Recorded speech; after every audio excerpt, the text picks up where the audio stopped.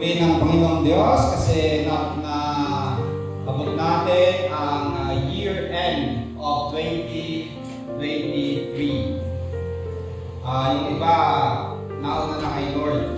Okay? Tayo, narito pa. Kanina, nabanggit ni Pastor Arman na every year ay nagbabago yung edad natin. Sa Pilipinas, sinusunod natin yung Western practice na pagbabago yung edad natin sa birthday natin. Pero sa mga Koreano, sa mga Chinese na traditional, pagdating ng January 1, lahat mag-iiba yung edad nila. Mag-iiba agad yung edad nila. Kaya sabi ko, paano kaya kung ikaw ay naipanganak ng 31, 2023 ngayon, 1-year-old ka kaagad, sa kanilang konsepto, kasama na yung nandun ka sa tiyan. Kaya, pag naipanganak ka, automatic 1-year-old ka. Naipanganak ka ng December 31. Kinabukasan, January 1, 2024, 2 years old ka na kasi lahat aangat yung edad nila. Sabi ko, grabe naman, 2 days ka na kaya 2 years ka sa kanila. Pero yan yung iba't ibang concept sa New Year, no? At praise the Lord, mararating natin yung 2024 sa biyaya ng ating Panginoong Diyos. Kaya Happy New Year sa lahat! Happy New Year! Hallelujah! Happy New Year! Yung tradition namin sa aming family, every 31 ng gabi, kaming mag-asawa, kasama yung dalawang anak namin, magkakaroon ng reflection, praises, and thanksgiving tuwing hating gabi. Kaso nga lang ngayon, dalawa lang kami. Ang dalawang anak namin naiwan pa sa probinsya. Kaya paano kaya first time na kami lang dalawa, okay, na mag-re-reflect. Okay. Ibig sabihin ng sabi ko, papunta na kami sa tinatawag nilang empty nest. Wala na yung mga anak. Kasi dati raw, nandyan yung mga anak, happy nest. Okay, may mga anak, later on, aalis na sila. Minsan, nagtatampo na yung mami nila. Sabi ko sa kanila, kayo dyan, wala na kayong pake. Hindi man lang kayo nangangamusta. Nalulungkot na yung nanay nyo. Okay. Okay. Anyhow, yung title ng message natin ngayon is Year-End Encouragement for the Christian Journey. Base sa nabasa natin kanina sa Hebrews chapter 12, 1 hanggang 3. At related ito sa nabasa kanina sa passage natin na paligsahan. Alright, or takbuhin. Minsan nakakwentuhan ko yung isang runner. Sabi niya, mamayabang siya, sabi niya, ako ang dami kong medals. Lagi ako nananalo sa takbuhin, takbuhan. Yung owner namin sa school, first owner namin, valedictorian, isa lang medal niya. Pero ako, ang dami kong medal kasi lagi ako nananalo. So, okay. Pinagmamayabang niya yung kanyang bilis sa takbuhan.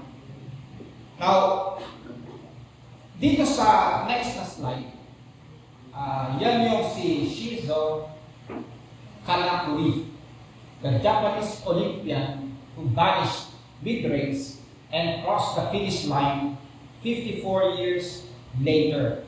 Ang kwento ng Japanese na ito, sumali siya sa marathon doon sa Sweden. Kaso nga lang, medyo uminit yung panahon, hindi niya kinaya, nagpahinga siya. Hindi siya napansin, pumunta siya sa isang bahay at nagpahinga, binigyan siya ng pagkain at inumin. Dahil sa pagod, naidlip siya hanggang sa matulog siya. Paggising niya, nakalimutan niya, nasa marathon pala siya. Sa hiya niya, pumunta sa airport at umuwi sa Japan. Hindi alam ng mga organizers kung nasaan itong tao na ito. Kaya ang sabi nila, baka nandyan lang. Okay, nandyan lang. Tumatakbo pa. Sabi nila, nandyan, tumatakbo pa. Pero may isang media later on, kasi nagkaroon na ng iba't ibang urban legends patungkol sa Japanese na ito. Bakit? Nasa takbuhan, biglang nawala. Baka nandito na, tumakas. Nagtatrabaho, nakita namin nandoon, nagtatrabaho sa bakery. Ang dami mga haka-haka na lumalabas sa media ng Sweden. Pero yung isang media person, sinubukan niya pumunta sa Japan at hanapin. At na-meet niya itong si Seisho Kanakuri, na nagtuloy pa rin doon sa kanyang pagmamarathon at nagtuturo sa ibang mga atleta. And then, ang ginawa sa kanya, ini-invite siya sa Sweden para tapusin niya ang takbuhin na hindi niya tinapos. At nandun yung media, pinakita siya after 54 years. Kaya, Guinness World Record with the jockey title of the longest time to complete a marathon. At 54 years, 249 days, 5 hours, 32 minutes, 20.3 seconds. Okay. At least natapos niya. Natapos niya yung kanya takbuhin. Okay. Oo. Kaya nandun sa stadium ng Sweden, yan yung matanda na siya. At ang joke niya, mahaba talaga yung takbuhin, sabi niya. Nagkaroon na ako ng mga anak at apo bago matapos, sabi niya, no? Jokingly. Anyhow, ang buhay natin, parang takbuhin, parang paligsahan ayon sa ating passage. Yung Christian journey natin, yung pagiging Kristiyano natin sa mundong ito, sa buhay na ito, is like a race. Kaya ang tanong natin, who will be our source of encouragement as we navigate this Christian pilgrimage based on Hebrews 12, 1-3? Okay, base lang dito. Of course, may mga encouragers tayo. Pero sa passage na ito, titingnan natin yung dalawang nag-encourage sa atin para magpatuloy tayo sa ating takbuhin. Matatapos yung 2023, hallelujah! Matatapos natin yung takbuhin sa 2023. Hallelujah!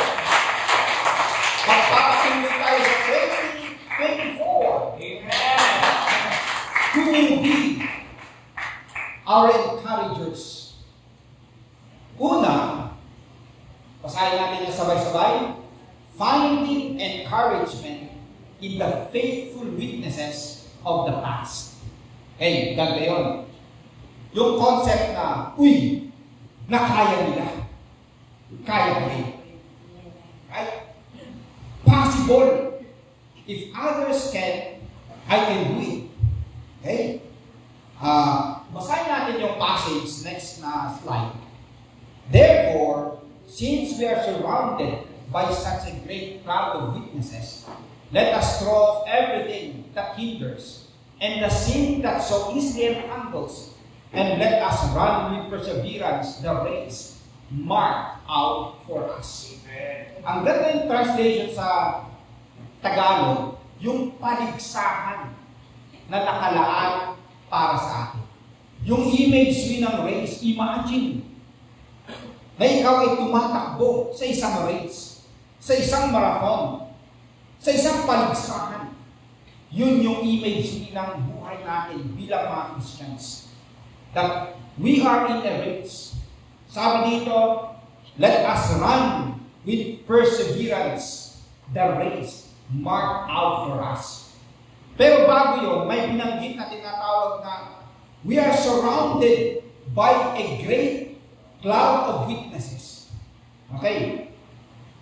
Sa next slide, pinaliwanag dito, cloud of witnesses suggests those who have borne witness to the faith by their lives and actions. May mga nauna na naging faithful witness. Pinakita nila sa buhay nila, sa kanilang actions, sa kanilang bibig, yung kanilang pananalig. sa Panginoong Diyos. They bore witness about God Himself. So may mga naging tapat. Ano man yung kanilang hinarap sa buhay, sa gitna man ng kasiyahan, kalungkutan, challenges, sila ay naging tapat, naging faithful sa Panginoong Diyos. May tinatawag na cloud of witnesses. Sila po yung mga naunang mga Christians, naunang mga mananampalataya. Ang tawag sa kanilang mga witnesses, cloud, meaning ang dami nilang nauna. Sa context ng Hebrews chapter 12, ito po yung Hebrews chapter 11. Okay. Kung babasahin natin yung Hebrews chapter 11, titingnan po natin yung next na slide. Yan yung tinatawag natin Hall of Faith or Heroes of Faith. Hebrews chapter 12. Sila po yung mga nauna na naging tapat sa Panginoong Diyos. At sila yung encouragement sa atin na kung nakaya nila, kakayanin natin. Sabi dito, tayo'y may pananalig kung nagtitiwala tayong mangyayari ang mga inaasahan natin at naniniwala sa mga bagay na di natin nakikita. At pinalugdan ng Diyos ang mga tao noong una dahil sa kanilang pananalig sa Kanya. Dahil sa pananalig sa Diyos, nauunawaan natin na ang sanlibutan ay ilalang sa pamamagitan ng salita niya at ang mga bagay na nakikita ay mula sa mga hindi nakikita. Dahil sa pananalig sa Diyos, si Abel ay naghandog ng mas mabuting hain kaysa inihandog ni Cain. Verse 5, dahil sa pananalig sa Diyos, hindi namatay si Enoch, kundi inilipat sa kabilang buhay. Verse 7, dahil sa pananalig sa Diyos, pinakinggan ni Noe ang babala ng Diyos tungkol sa mga bagay na mangyayari na hindi pa niya nakikita. Verse 8, dahil sa pananalig sa Diyos, tumalima si Abraham nang hindi papuntahin ng Diyos sa lupang ipinangako sa kanya. Verse 11, dahil sa pananalig sa Diyos, si Sarah, bagamat matanda na, ay niloob ng Diyos na magkaanak sapagkat nanalig siya na tapat ang nangako. Verse 13, silang lahat ay namatay na may pananalig sa Diyos. Dahil mga sinulat dito na mga tao na nanalig sa Panginoong Diyos. At binanggit pa dito yung iba na kahit sila ay pinatay, hindi nila itinakwil ang kanilang pananalig sa Panginoong Diyos. Hindi lang po sila ang mga nanalig sa Diyos. Gusto kong basahin yung mga biography ng mga Christians noon sa church history. Yung mga Christians na ginamit ng Diyos mightily, and even sa gitna ng mga pagsubok, sila ay nanalig sa Panginoong Diyos. Meron akong nabasa, yung context ay sa Romania, ang title ng book, Torture for Christ. Kahit siya ay tinorture ng mga komunista, nagpatuloy pa rin yung kanyang pananalig sa Panginoong Diyos. Hanggang siya'y lumaya, makarating sa Amerika. At isininiwala niya yung mga challenges ng mga Christians sa communist countries. Marami pang mga pwede nating inspirasyon ang kanilang buhay. Nasa challenges na kanilang hinarap, nagpatuloy sila. Mga kapatid, meron tayong mga challenges na hinarap ngayong 2023. Nakayanan natin sa biyaya ng Panginoon. May mga nauna na naging tapat. Sila yung mga halimbawa. At yun ang sinasabi ng nagsulat ng Hebreo. Ito ang mga heroes of faith, hall of faith. May mga challenges nilang hinarap sa buhay. Pero nagtagumpay sila. So So sabi ng nagsulat, kaya ninyo. Magtutuloy din kayo. So yun po yung makikita natin. Dito sa next na slide, basahin ko po. The purpose of invoking this imagery in Hebrews 12:1 is to motivate and exhort the readers to persevere in their own faith journey. By recognizing the examples of those who have gone before them, the believers are encouraged to run their race with endurance, looking to the faithfulness of those who have already finished their course and receive their reward. Kasi sinasabi encouragement. Yung mga nauna na mananampalataya. Para sila naman, ano man yung challenges na kanilang hinaharap, mapagtagumpayan nila. Now, yung next na slide, sabi ng nagsulat, since we are surrounded by so great cloud of witnesses, let us throw away everything that hinders. Okay? Itapon natin yung lahat ng balaki and the sin that so easily entangles.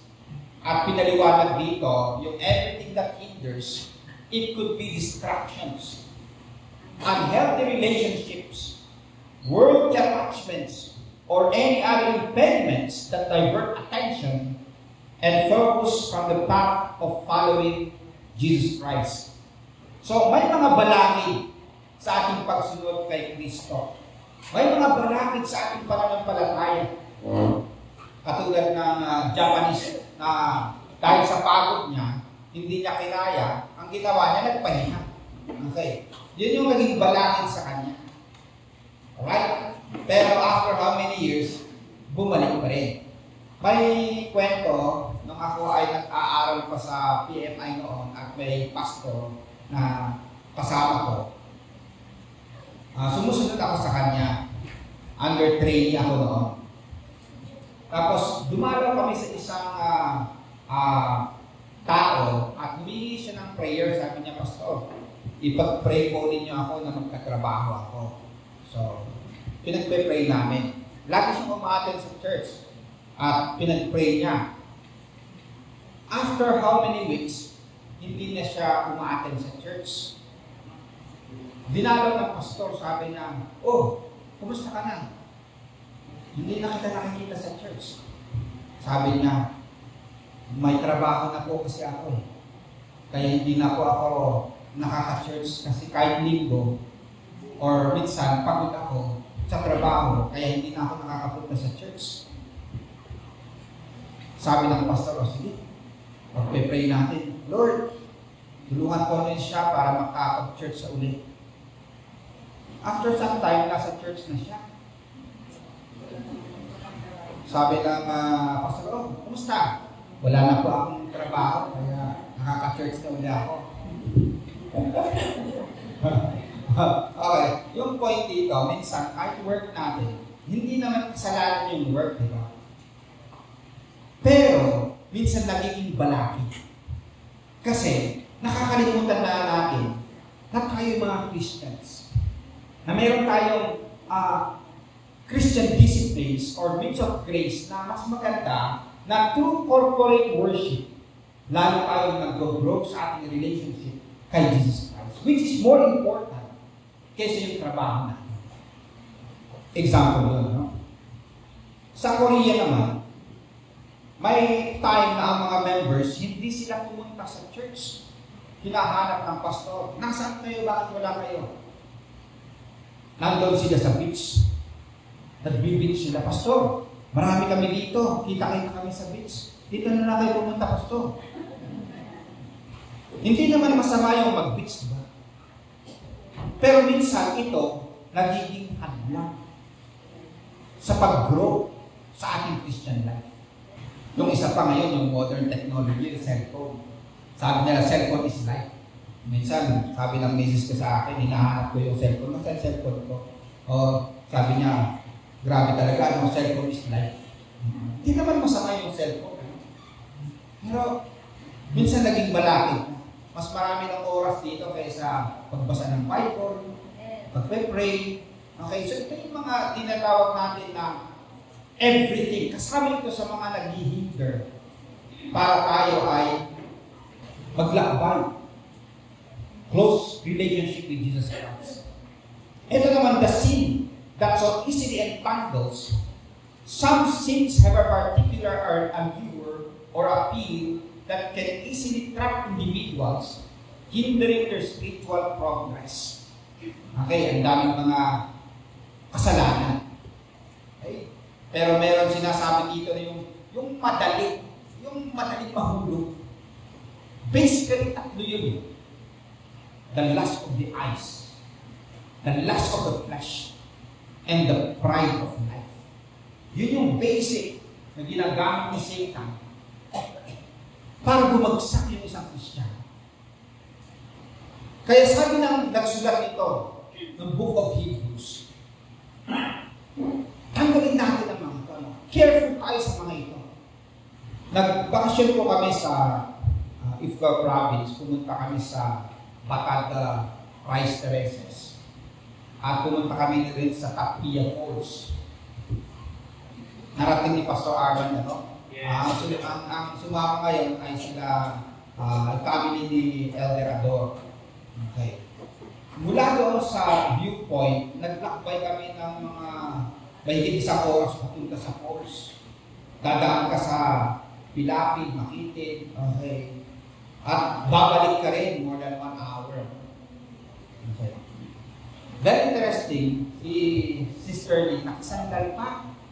Parang hindi niya na is yung dating naglakbay siya. Si Sister Loida, nakatakong pa. Sabi ko, grabe kayo bakit pumunta sa pool Nung dati, may dala-dala kami na pagkain namin. Pupunta kami kinala, pero okay pa yun kasi mga 10-20 minutes lang yung papunta sa kanila. Pero yung papunta talaga sa falls, wala na, iniwan na namin yung dinadala namin para medyo magaan sa aming paglalakbay. Yung imagery na gano'n, yung illustration na gano'n, may mga mabigat na pwede natin ikabagsak. Yung binabanggit sa Book of Hebrews na balakid. Okay. Sa isang race, sa isang paligsahan, di ba kung titingnan ninyo, nakashort lang sila, nakasando lang yung iba. Para magaan sa walang balakid sa kanilang pagtakbo. So sa buhay natin, may mga distractions sa buhay na ito. May mga kasalanan. Even hindi kasalanan, pero nagiging distraction. Kung ito ang pinapriority natin, nakakalimutan na natin yung relationship natin kay Jesus Christ. And so ang message ng Hebrews, since may mga nauna na at naging faithful, tayo naman yung susunod, dapat focus tayo. Kung mga balakid, tanggalin natin. Kasama yung mga kasalanan. Mag-focus tayo at binanggit niya kung kanino tayo mag-focus. Pero bago yun, basahin ko yung next na slide. And so as we bid farewell to the year 2023, let us immerse ourselves in the stories of those who, through their trials and victories, embrace God's sovereign grace. Their perseverance becomes a testament to the unfailing nature of God's covenant promises, instilling in us the confidence to press on with faith and endurance. Sa aking pagbabasa lately, very interesting kasi meron akong nabasa, OFW. Then pinaliwanag niya ang mga Pilipino, katulad ng mga nag-abroad, nagtatrabaho sa abroad, meron tayong mga OFW dito, katulad ni halimbawa Brother Noel, OFW, Overseas Filipino Workers. Pero itong nagsulat na Pilipino, sabi niya, ito yung ibig kong sabihin ng OFW. Overseas Filipino Witnesses. Kasi itong mga Christians na mga Filipinos, pag pumupunta sila sa ibang bansa, nagiging faithful witness sila. Nagiging faithful witness sila.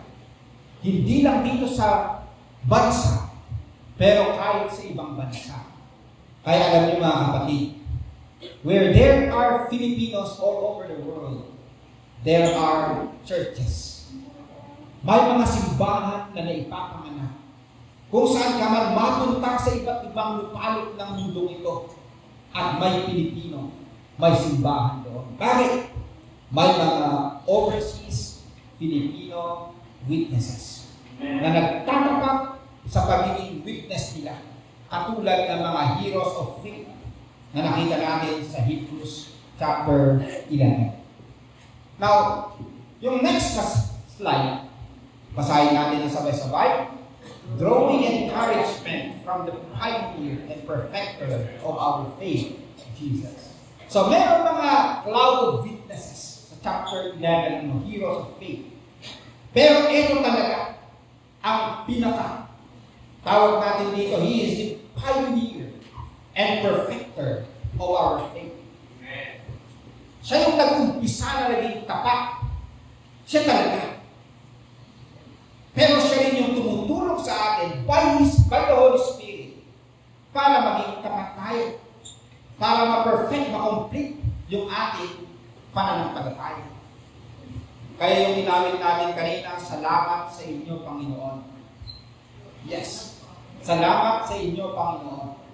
Kasi siya talaga yung pioneer. Siya talaga yung perfecter ng our faith. Nakasulat sa atin, dito sa, saan ba yun? Solus Christus. Yan o. Solus Christus. Christ alone. Tingnan pa natin yung Hebrews chapter 12, 2 hanggang 3. Basahin natin ng sabay-sabay. Next slide. Fixing our eyes on Jesus, the pioneer and perfecter of our faith. For the joy set before him, he endured the cross, scorning its shame, and sat down at the right hand of the throne of God. Consider him who endured such opposition from sinners, so that you will not grow weary and lose heart. So sinasabi itong si Jesus Christ, siya yung pioneer, siya yung nag-umpisa. Siya rin yung magpa-perfect ng ating pananampalataya. At sabi dito, he endured even the cross. Alam natin, na siya ay napako sa krus dahil sa atin. Pero sabi din dito, he is now seated at the right hand of the throne of God. And then, sabi dito sa verse 3, he endured opposition from sinners. Kasi sa time na yon, ang mga Hebrew Christians, maraming mga nag-o-oppose sa kanila. Ito po yung context nito. May mga ibang mga tao na umo-oppose sa kanila. Sila ay mga Hudyo at naging Kristiyano. At sinasabihan ng mga ibang mga Hudyo, bakit kayo naging Kristiyano? Tingnan ninyo, may templo tayo. Tingnan ninyo, meron tayong mga alay-alay dito. Ang ganda ng rituals natin. Yung iba, bumabalik sa pagiging Hudyo. Para bang, halimbawa, ikaw ay dating Katoliko, pagkatapos naging Christian ka, may mga friends ka, may mga kamag-anak ka, bakit kayo naging Christian? Bakit? Dito tayo. So parang ganun po yung context nila. Kaya in-encourage nang nagsulat ng Hebrews, itong mga Jewish Christians, sinasabihan niya, kahit si Jesus Christ, may mga nag-oppose sa kanya. Pero sabi niya, isipin ninyo si Jesus, and you will not grow weary, and you will not lose heart. So parang sinasabi niya, ang sikreto lang dyan, isipin mo si Jesus. Kung paano niya nag-endure sa krus para sa iyo, para sa akin. Now, paliwanag po natin yung tinatawag na pioneer of faith. Tawag dito, minsan trailblazer or forerunner. Yun pala ibig sabihin ng trailblazer kasi mayroong sasakyan na ang pangalan ay trailblazer. In the context of Hebrews, this imagery is reminiscent of a leader or explorer who goes ahead, marking the way for others to follow. Yan pala yun, yung forerunner, trailblazer. Meron akong napanood na group of dogs na naglalakbay sa snow. Yung pinaka-leader nila, siya yung gumagawa ng daan. Sumusunod na lang yung iba. Yung nangunguna, walang daanan kasi puno-puno ng snow. Pero siya yung gumagawa ng daan. So yung tinatawag na forerunner. Si Jesus Christ yung forerunner. Ang ibig din sabihin nito, initiator of the new covenant. In a theological sense, Jesus is the pioneer of a new covenant between God and humanity. Through His life, death, and resurrection, Jesus inaugurated a new era of relationship with God, bringing a fulfillment to the promises of the Old Testament and providing a way for people to approach God through faith in Him. At the end of the day, si Jesus Christ yung nag-umpisa ng new covenant. And faith in Him, yun lang yung kailangan. Pananampalataya kay Jesus. Hindi kinaya ni Adan. Hindi niya kinaya, nagkasala siya. No? And then dumating yung mga promises kay David, kay Abraham. Ang daming mga promises sa Old Testament. Pagdating dito kay Jesus Christ, siya yung nag-fulfill yung mga promises na yun. Sa next slide, tingnan naman natin yung perfecter of faith na si Jesus Christ. Meaning, He is the completer or finisher. Jesus initiates faith and brings it to its intended goal or fulfillment. The word perfecter implies reaching a state of maturity or completeness. So si Jesus Christ yung pag-complete ng ating pananampalataya. Author of salvation, yun din yung ibig sabihin ng perfecter of faith. Jesus, through His sacrificial death and resurrection, brings about the redemption and salvation of believers.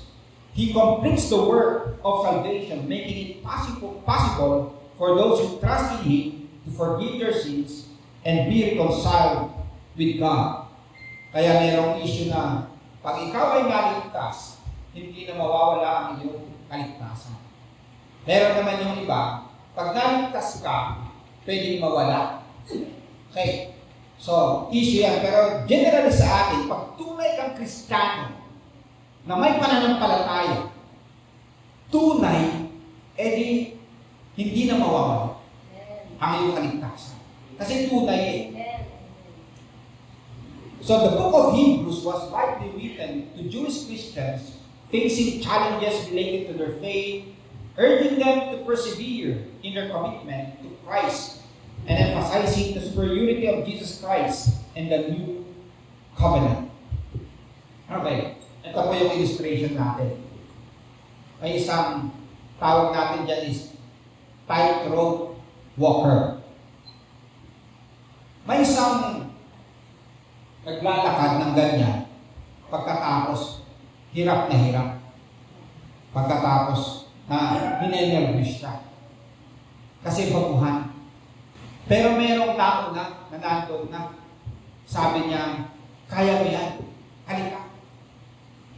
Dahil sa encouragement ng nauna, nakayanan nitong tightrope walker. May mga nauna na encouragement para sa atin. Ano? Yung mga naunang mga heroes of faith. Pero the best na encourager talaga natin ay si Jesus Christ. Nung kwento ko kanina na nandun kami sa Batad, Rice Terraces, nakikita namin yung iba, yung mauuna yung mga bata. Si Elder Ador, siya yung nahuhuli, ano? Minsan sabi nila, Tingnan yung sa elder, baka paglingon natin, wala na. Nahulog. Pero nandun si elder, yung maalala. Yung gusto na lang mag-give up, pero pag tinitingnan namin yung mga batang nauna, uy, nandun na sila, ay malapit na. Kasi merong nauna eh. Di ba? Pag may nakikita ka na nauna, uy, hinaya nila. Uy, nandyan na. Okay. Kaso nga lang, pagdating namin doon, nakala namin doon na, no? Meron pa palang malayo-layo, no? Okay. Yung experience din namin sa nag-drive at foggy, ang ginawa ko, sumusunod lang ako sa isang sasakyan. Hindi ko siya ino-overtaken. Ito lang, hindi masyadong kita yung daan pag foggy. Pero may isang sasakyan na nauna. So ang gagawin ko, sunod-sunod lang ako sa kanya. Kung saan sarili ko, doon na naman ako. Di ba, mas madali yun, meron kang sinusundan. Okay.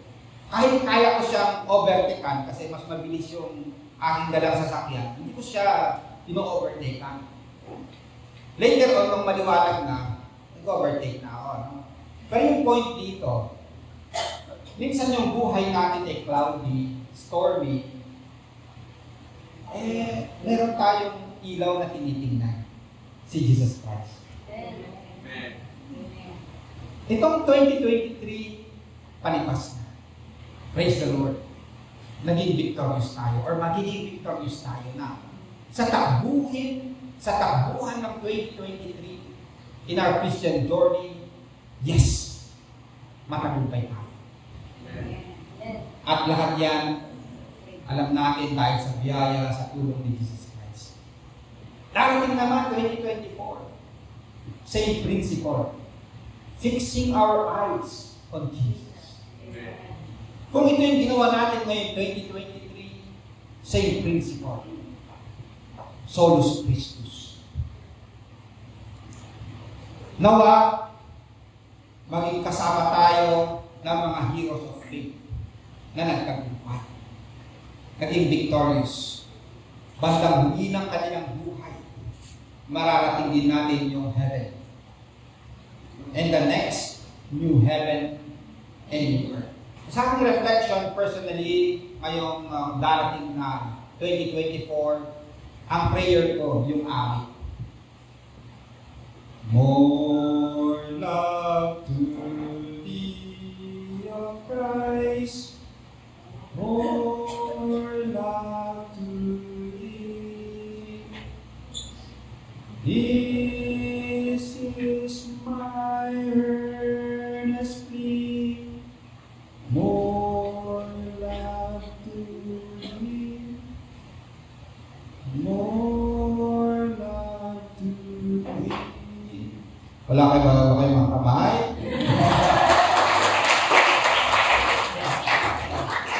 Wala ba akong totoo na?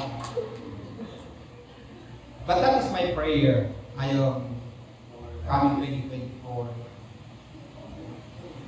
Dahil the more na nararanasan ko yung love ni Lord, ito po yung response na nais din ng Panginoon Diyos.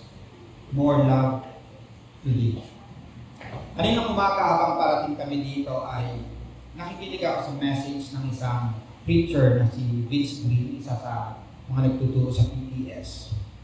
At meditation niya ngayong 2024, yung closer relationship with Jesus Christ. At nawa, ito rin yung maging heart natin this coming 2024. Nais kong awitin natin yung Panginoon kay buti mo sa akin. And we reflect, gaano kabuti siya sa akin. Ngayong 2023, and alam natin, magiging mabuti pa rin ang ating Panginoon Diyos sa atin in the coming 2024.